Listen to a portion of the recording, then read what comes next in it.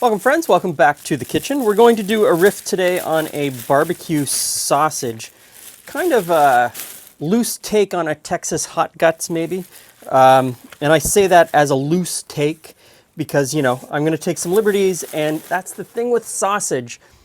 Take it, make it your own. As long as you follow some fairly basic guidelines, 70% lean and 30% fat, which usually means using Boston butt or pork shoulder. And this is beef chuck. And both of these cuts are going to get you at that 70-30% mark right off the bat without really thinking about it too much. The other variable that you have to think about is the amount of salt. And what I found is you take the weight of your meat and you add 1.5 to 2% of that weight as salt. And that gets you the saltiness level in the right place. The other thing is adding liquid, and that liquid can be water, beer, wine, whatever you want.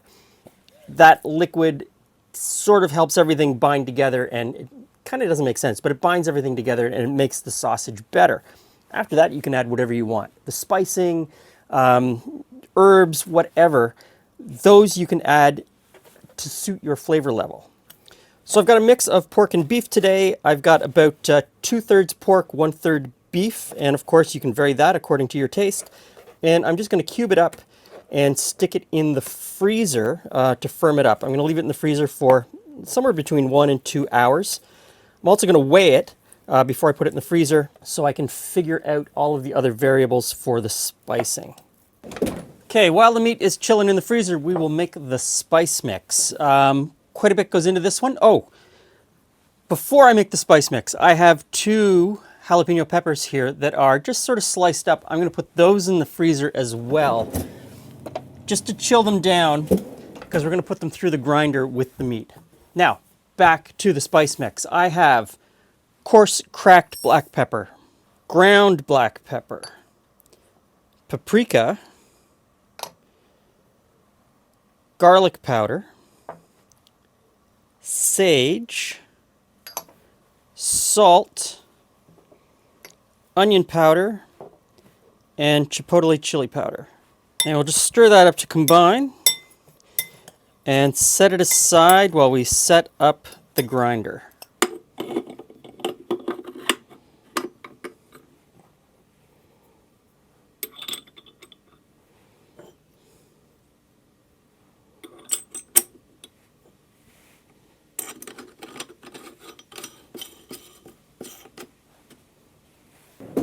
Okay, so the meat is fully chilled. The jalapeno peppers fully chilled. I'm going to take the spice mix and I'm going to mix it over top of the chilled beef and pork.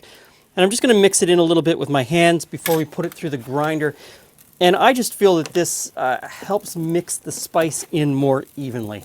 Whether it does or not, who knows.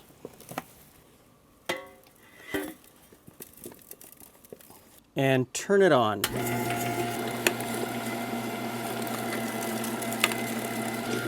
And while I'm grinding the meat through, I also add the peppers and grind them through at the same time. If I was putting onion or something in, I'd do it the same way. I would just grind it through with the meat. That way they're all mixed in and they're about the same size. Okay, so this goes back into the freezer while I change the disc. I've got a fairly coarse disc in there right now. I want to change it to a much finer one for the second grind.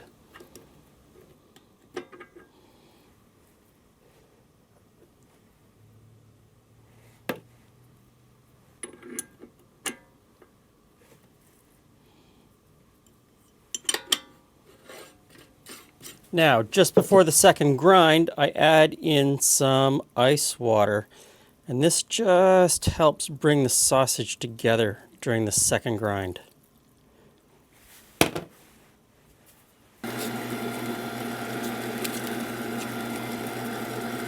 If you've watched any of my previous sausage videos, you realize that we have reached the point that I can't stand in sausage making, and that is actually stuffing the sausage.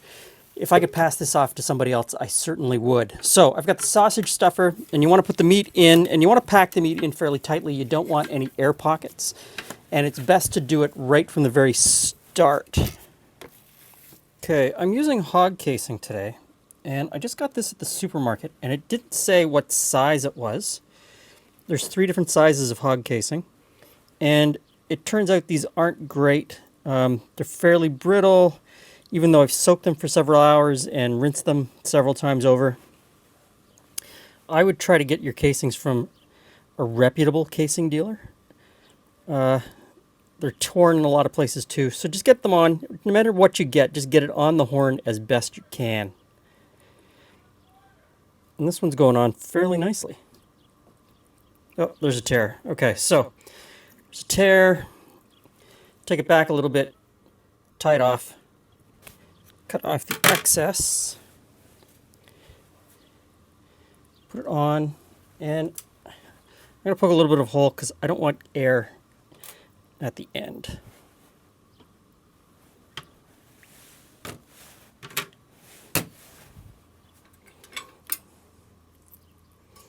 And you just start filling. Now, because I don't like this part, I always end up underfilling my casing and getting sausages that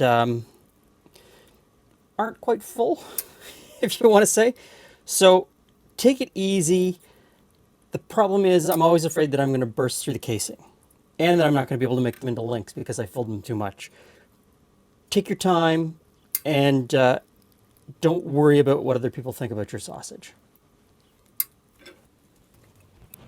And I get to about that point, and I pull the rest of the casing off just to give me a little bit of casing at the end so that I can tie it off. Now, these are going to be smoked outside on the pellet grill, so I'm not going to turn them into links. I'm just going to leave them kind of this shape, this size, and then we'll slice them after they're cooked. And once you've got them in the casings, anywhere you see an air bubble, just prick it and let the air out. Okay, the last little bit. So, take this off, and I'll just cut the casing here so that I can tie a knot. Now, I've got these on a tray on a rack. I'm going to stick them in the fridge overnight just to let them dry out, and we will come back tomorrow and cook them up. I've got the pellet grill going at about 190 degrees Fahrenheit. And as I've said before, every time I use this, because it sucks so badly at producing smoke at these lower temperatures, I've added this little extra smoker race to bump up the smoke, especially since these are only going to cook for about an hour, and I really want to get some smoky flavor into them.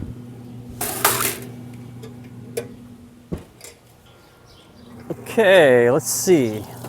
Check the temperature. 162, we are cooked.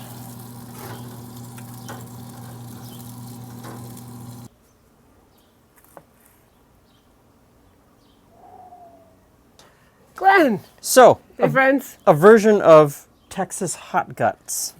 Oh, that's an unfortunate name. It is an unfortunate name. I think it has something to do with them being cooked hot, served hot, having hot stuff in them.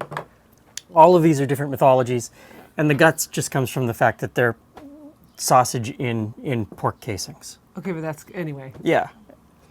Okay. Still an unfortunate name. I might go half size smaller for me.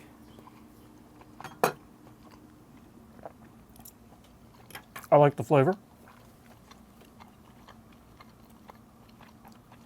Really moist, juicy, tender. It's not as hot as I was expecting. No, but there's a little bit of heat there. But, you know. Not overwhelming. The name suggested I was going to be like, what? And you can really ramp that up if you wanted to. Yeah. I mean, it's a sausage. You can do whatever you want inside the sausage.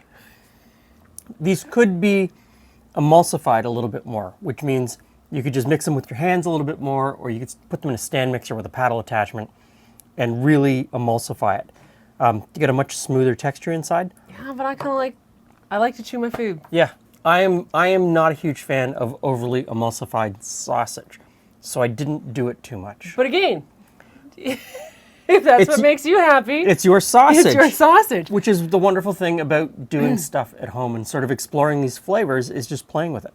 And the key, of course, is to take notes. Yes. Take notes. Go back and try things. Don't be afraid. Be kind of fearless in the kitchen. I really like this. I think this would go with all kinds of different things. I've got a bunch in the freezer because I took the ones that I didn't cook and vacuum sealed them. Oh, perfect. So, thanks for stopping by. Give this a try. Stay safe. See you again soon.